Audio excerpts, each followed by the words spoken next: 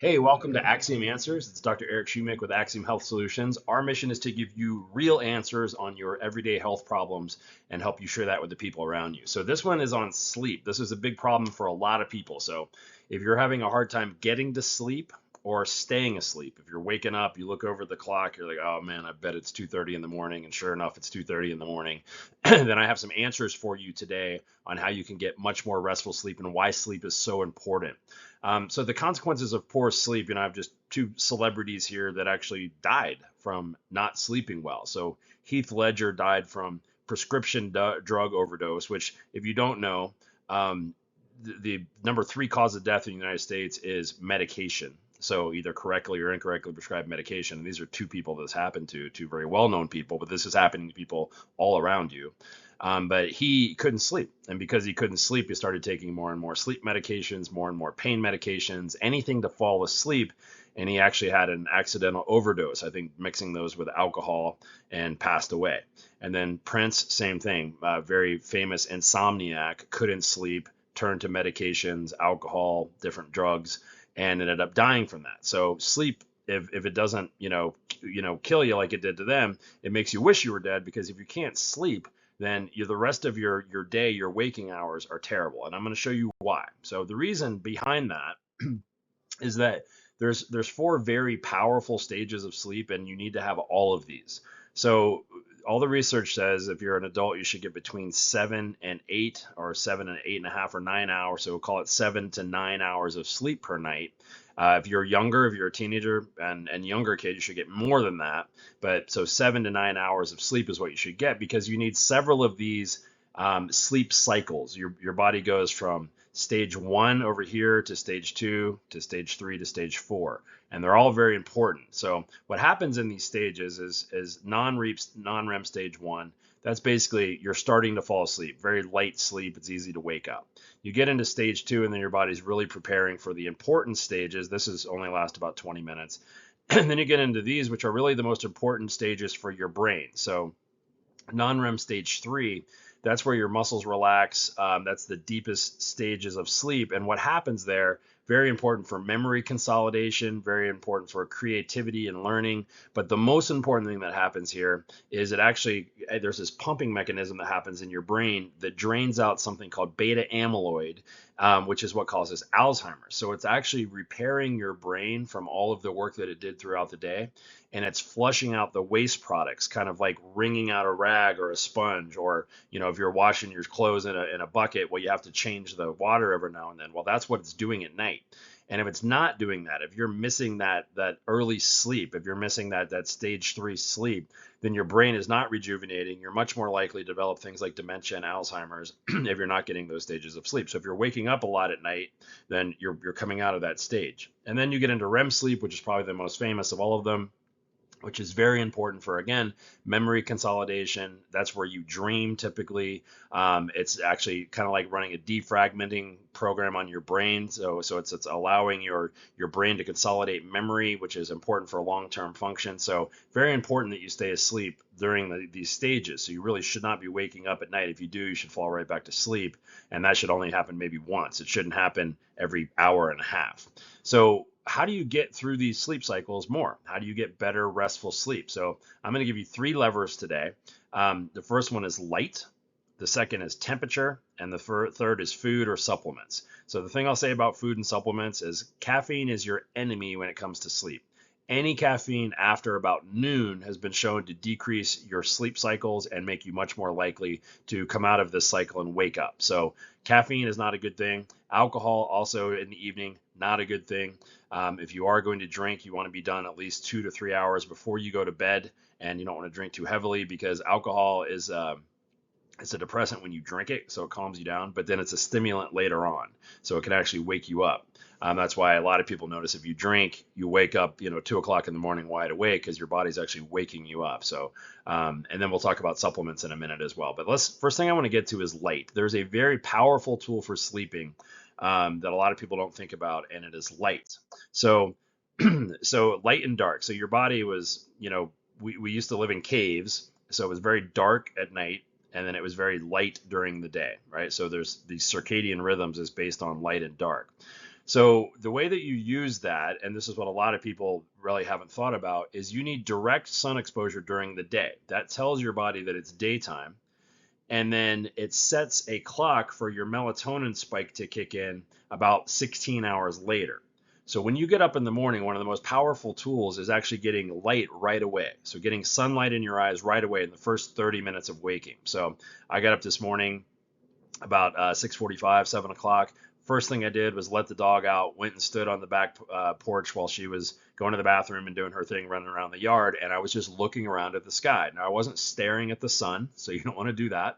But just kind of looking around and getting that direct sunlight into my eyes, right? And that's coming from all around you. So I'm just looking at the trees, looking at the birds. And you want to do that within the first 30 minutes of waking. And you only need 5 to 10 minutes of that. And what it does is that stimulates, that tells your brain, okay, it's time to wake up. And it sets a clock for melatonin. And you've heard of melatonin, which is what puts you to sleep. That's going to kick in about 16 hours later. So for me, that's going to be about 10 o'clock tonight. Right, so I'm gonna be tired at 10 o'clock. My melatonin levels are supposed to go up, and that's gonna be great. If you don't get that sunlight right away, then you're not gonna get that melatonin clock, and you're gonna have a hard time falling asleep. So if you're doing this in the in Colorado where I live, if I wake up at 6 o'clock in the morning in the winter, it's still dark. So I'll go in the bathroom, and artificial light works as well. It just doesn't work as well as sunlight. One thing you can get is one of those little selfie rings that people take selfies with, and it's just a light for your for photography. And you can just put that on while you're brushing your teeth or whatever, and you're getting light into your eyes. So very important to get light into your eyes in the first 30 minutes of waking. And then the second thing, you need your room to be pitch black at night, so as dark as you can get it. And then there's another issue with light called blue light. Okay, so when you're reading your tablet at night, if you're watching something on Netflix, if you're watching television, what's coming out of those electronics is something called blue light, and it's a certain wavelength that actually blocks melatonin. So if you're watching it, looking at a device or reading on a device before you go to bed, you're reducing your melatonin production. It actually affects your pineal gland. So if you're going to be reading, it's best to read a book with natural, normal light, like made of paper, if you remember those. But if you're going to be reading on your tablet or something like that, there's also usually a blue light filter or a nighttime filter that takes the blue light out. All right, so look for that in your settings. So those are things you can do to work with light, all right, before you go to sleep. The second is going to be exercise. Okay, so this kind of goes with body temperature here. So getting 150 minutes of exercise, moderate to vigorous exercise a week. So that's not that much. That's 30 minutes, 5 times a week. That increased sleep improvement or increased sleep quality by 65%. This was done, I think, Johns Hopkins Sleep Center study. Best done in the first half of the day if you can get that done. So exercise dramatically improves your sleep. So if you can get up in the morning, go for a walk or go for a jog or something like that and get that direct sunlight, you're getting 2 for 1 based on the things that we just talked about. Now, the tool is going to be how you deal with temperature. Okay. Temperature is very important because if you get a spike in temperature, then it's going to stimulate your cortisol levels. So when you wake up in the morning, we talked about you want melatonin at night. Well, you want cortisol in the morning. Cortisol is packets of energy. So when you wake up in the morning, there's a hormone called cortisol that should go up dramatically. And that makes you alert in the morning and then also sets that clock for you to have restful sleep later on in the day or that evening. So you want the cortisol to go up. So one way to do that in the morning is, you guessed it, you can drink coffee. So a little bit of caffeine in the morning is good within about 2 hours of waking. But another way to do that is mess with your body temperature. So when you work out in the morning, your body temperature goes up and your cortisol levels go up. But another way to do that if you're not able to work out, or if you want to double down and stack these together, is a cold shower, a cold therapy. It's become very popular these days. So doing like cold plunges, cold pools, you've seen these before. You don't have to go spend $5,000 or $10,000 on a cold plunge pool. You can just do a cold shower. Now, before you turn this video off, you don't have to do a cold shower for 5 or 10 minutes. It's only 30 seconds to a minute at the end of your shower. So what that cold shower does is it's going to raise your body temperature in a rebound effect. So if you get your body cold for 30 seconds to a minute, right after that, your body's going to try to regulate that by raising your body temperature. When it raises your body temperature, it also raises your cortisol levels, which is going to be good for your sleep that night. So that improves, it's been shown to improve immune system function, raises what's called baseline dopamine levels, which makes you happier. So that's why I try to do a cold shower in the morning as often as I can. So the way that you do that, very simple. Take your shower, and then at the end of it, and I have a clock on the wall there, I'll turn it to as cold as it'll go. And it's not freezing, but it's cold. And I just let it hit my body, turn around, let it come over my head, all over my body for 30 seconds to a minute, and then you're done. Now, if you want to turn it back to warm, you can do that. Turn it back to warm for 30 seconds, warm up, get out, dry off, and you're good to go. And that's fine as well. But you want that 30 seconds to a minute, and watch how much better you sleep if you'll do that. Okay. And then last thing here is so we talked about food, we talked about supplements. So the best supplement that I know of is Insomnitol for sleep. Not just taking melatonin or something, but something called Insomnitol, because this handles all of the cocktails of chemicals that your body needs to sleep. Sleep is an actual chemical event. So you can get this at our e-store. I'm going to drop this in the link below here. Our e-store is where you can buy all of these. You can buy our vitamin D, you can buy our omegas, you can buy any of those things on our e-store, and you can get those shipped directly to your house. Free shipping over $50, which is awesome. It's the same price that you would pay in the office, and you get it delivered right to your house. So it makes it a lot easier than having to drive to the office and get it. So Insomnitol, though. So a couple things that it has. One is B6. Vitamin B6 improves your melatonin and your serotonin production. So melatonin and serotonin, very important for you to be able to fall asleep and stay asleep. Then you have inositol, which helps the chemical signaling in your brain to be able to stay asleep.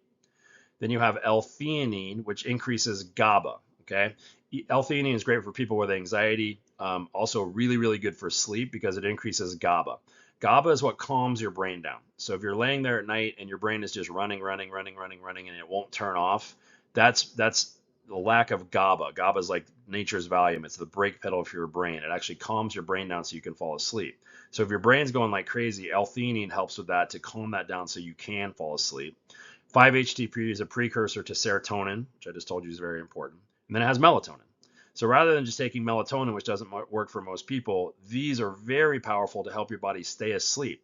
And you don't feel drugged. You don't feel like you took an Ambien or something like that, because these are natural things that your body makes anyway in your body. Okay, so those are great ways to get to sleep and stay asleep. If you want to pick up the Insomnitol, again, you can click on the link below here, or cut and paste that into your browser and go to our e-store. We'll also have that on the Axiom Answers page as well. So hopefully that gives you some answers for what you can do to get deep, restful sleep tonight. And I'll see you in Dreamland.